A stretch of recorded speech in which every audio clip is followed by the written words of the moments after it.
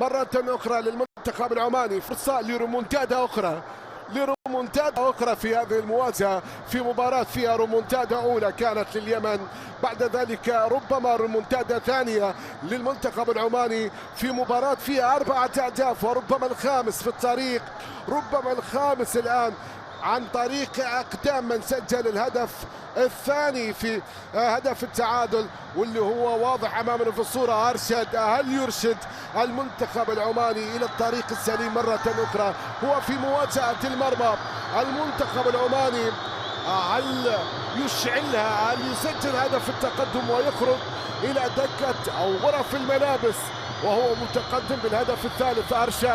أرشد وحارس المرمى علي فضل، هل يتصدى علي؟ هل يكفر عن ما فعل هناك؟